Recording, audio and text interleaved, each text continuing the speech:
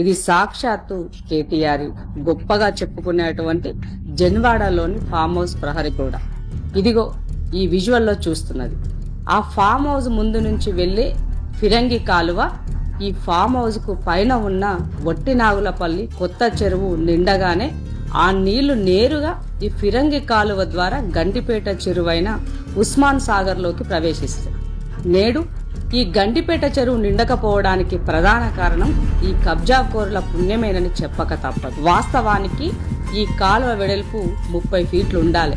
అదిగో అంత దూరంలో నిర్మించాల్సిన ఈ గోడను ఇదిగో ఈ కాలువకు అడ్డుగా అక్రమంగా నిర్మించారు.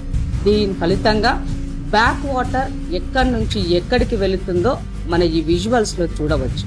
ఇక్కడ ఈ అక్రమార్కులు నిర్మించుకున్న స్టేడియంలోంచి ఆ పక్కనే ఉన్న పంట పొలాల నాశనం చేసుకుంటూ ఈ వరద వెళ్తుంది. వాస్తవానికి ఆ అక్రమ ప్రహరీ గోడ లేకముందు ఇటువైపు అసలు వరద వచ్చిన దాఖలాలే లేవు. మరి హైదరాబాద్ దాహత్ని తీర్చే గండిపేట చెరువును అక్రమ నిర్మాణాలు చేపట్టిన ఎడారిగా మారుస్తున్నా మీకు ఎలాంటి శిక్ష విధించాలో ప్రజలే చెప్పాల. ఇంతలా బరితెగించి నిర్లజ్జగా అక్రమ నిర్మాణాలు చేపట్టినందుకు ప్రజలకు ఏం సమాధానం చెబుతావో చెప్పు మిస్టర్ కేటీఆర్. ఆ ఫామ్ హౌస్ నాది కాదని మీరు బుకాయించినంత మాత్రాన అది మీది కాకుండా పోతదా?